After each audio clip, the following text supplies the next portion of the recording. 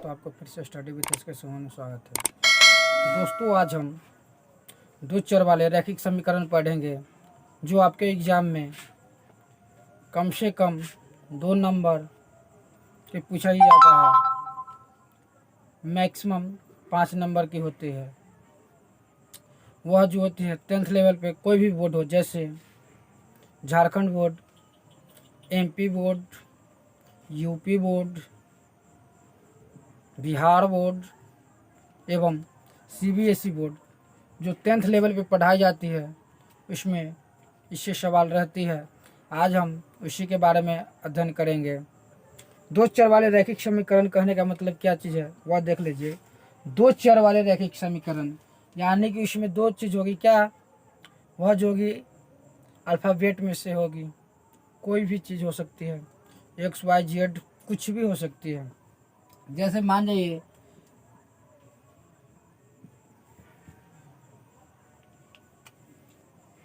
X जोड़ Y बराबर 3।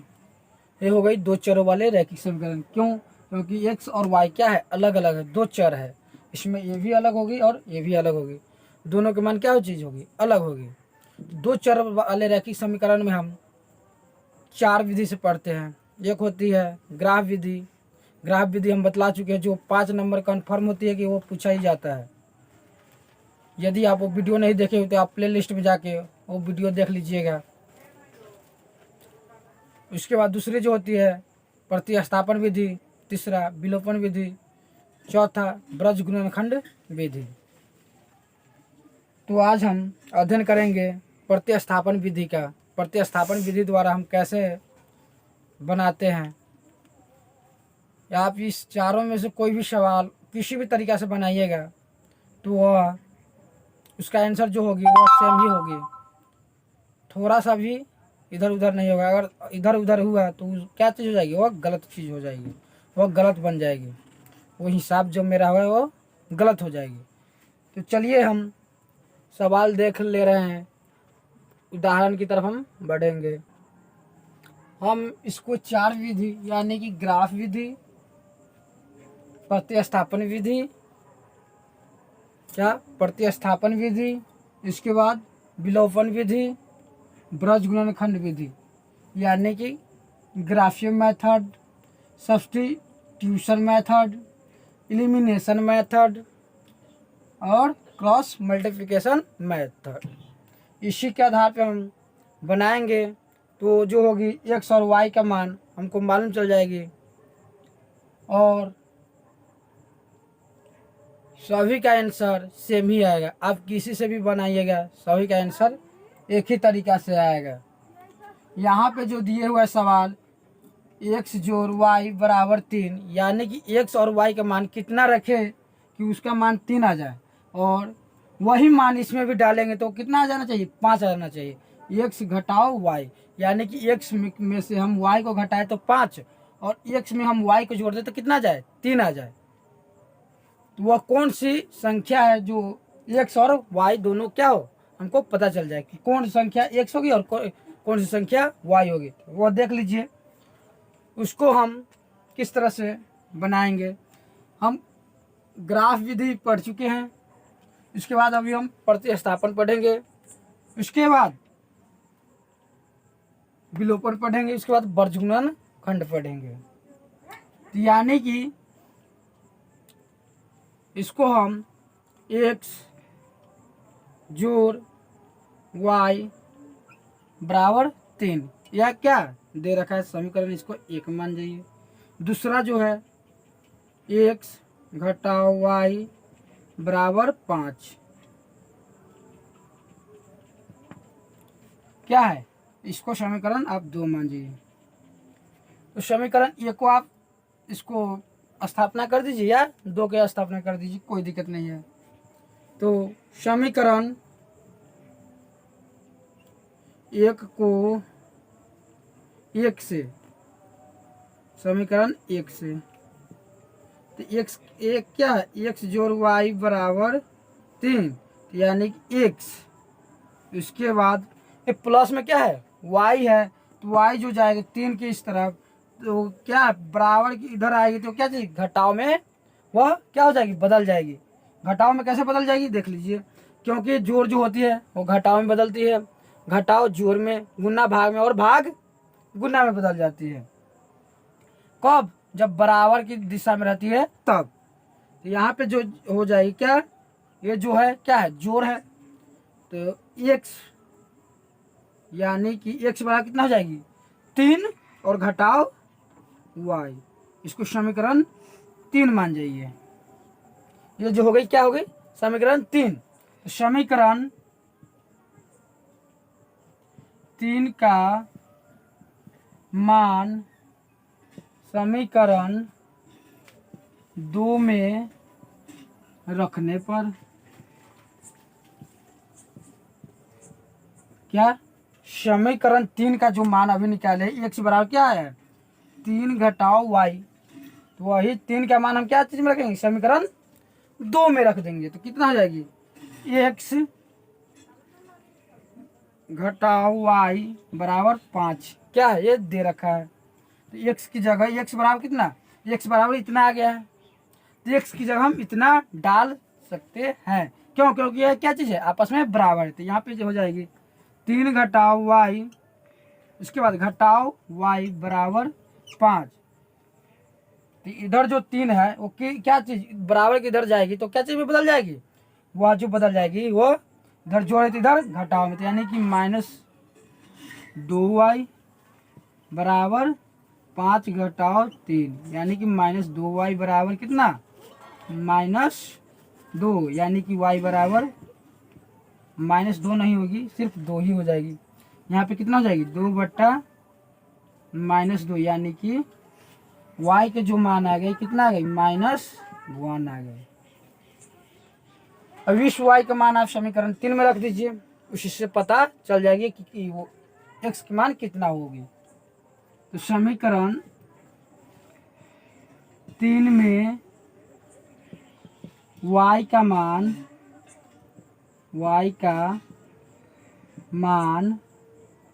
रखने पर कितना है, y के मान -1, तो यानी कि x बराबर कितना हो जाएगी 3 में क्या है, ये दे रखा है 3 घटाव y, 3 घटाव y, तो यहाँ पे क्या चीज जाएगी 3 घटाव y की जगह कितना -1 डाल दीजिए। तो x बराबर कितना हो गई 3 और माइनस माइनस प्लस, यानी कि 1, यानी कि 4।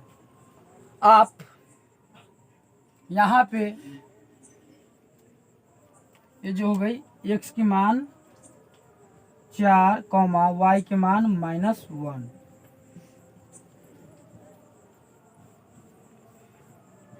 यही क्या हो गई मेरा आंसर हो गया। कैसे, देखिए y के मान आप यहाँ पे 4 डालिए, सॉरी x के मान 4 डाल दीजिए और y के मान -1, तो कितना हो जाएगी 3 हो जाएगी। इसके बाद y की जगह x की जगह 4 डाल दीजिए और y की जगह कितना डालना है -1, यानी कि माइनस माइनस प्लस हो जाएगी, तो प्लस हो जाएगी तो कितना हो जाएगी 4 और 1 5, तो क्या हो गया मेरा यह समीकरण सही है, यानी कि सही हो चुका है। कौन विधि से हम बनाए हैं, प्रतिस्थापन विधि, यानी स्थापना इसको कर करके हम बनाएंगे। तो चलिए अब हम अगले एग्जाम्पल की तरफ हम बढ़ेंगे। यहाँ पे जो दिए हुआ है प्रतिस्थापन विधि से 0.2x जोड़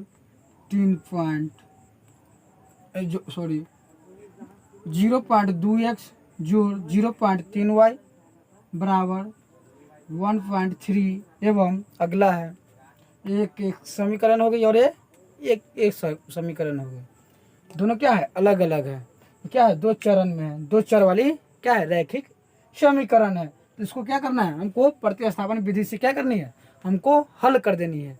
तो चलिए इसको फिर से हम उसी विधि से बनाएंगे। तो कैसे बनाएंगे वो देख लीजिए। तो इसको हल कीजिएगा तो क्या चीज़ हो जाएगी, हल कीजिएगा तो क्या चीज़ हो जाएगी, यानी कि एक बार और किसी को मान जाइए और एक बार और किसी को मान के बना सकते हैं।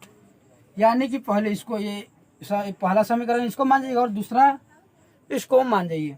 तो पहला समीकरण क्या चीज़ है 0.2x 2x जोड़ 0.3y बराबर 1.3। इस समीकरण 1 हो गई।